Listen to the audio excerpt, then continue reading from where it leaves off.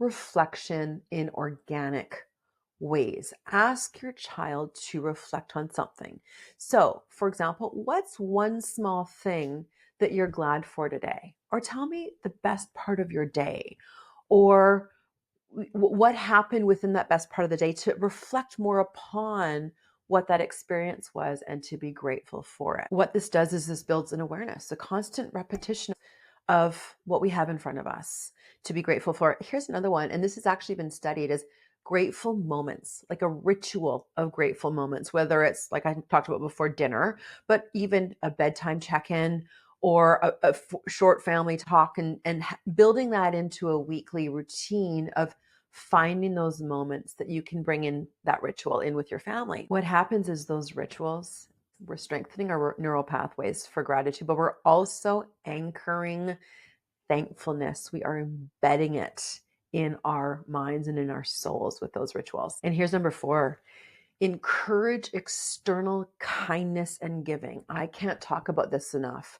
I know that parents are so busy, but being able to find moments that to the external kindness, that you are kind in a brief moment to a stranger, your kids are seeing that.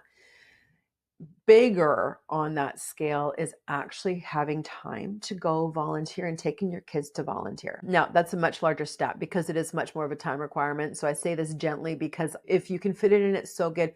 Because here's what happens with that, with both that external kindness and volunteer. Your kids' gratitude becomes experiential. They now have experiences in front of them. I'll give you an example.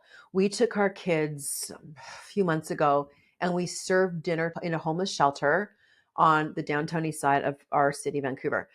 And my kids interacted with people that had more trauma than anybody in this country. They got to talk one-on-one with a human being. They got to see people's situations. And that human connection, I feel so strong that brings gratitude. And it also gives them a very good lens on the reality of what they do have. So it's twofold. It's seeing what they have, but it's also having that human connection with somebody that is, again, those small moments and those moments in time that build the gratitude. Now, at the end here, I promised you a 3-point script if your child is not being grateful. Here's number 1.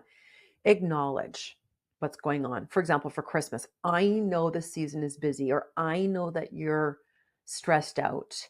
I don't expect you to be happy all of the time. So acknowledge where they're at and then bring in connection is number 2. So you're acknowledging how they're feeling. Bring in the connection. I'm so glad that you're here with us just as you are.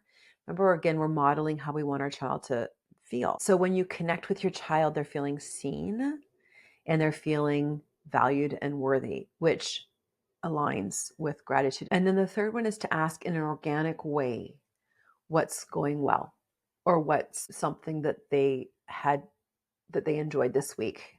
It's not pressuring, but just asking.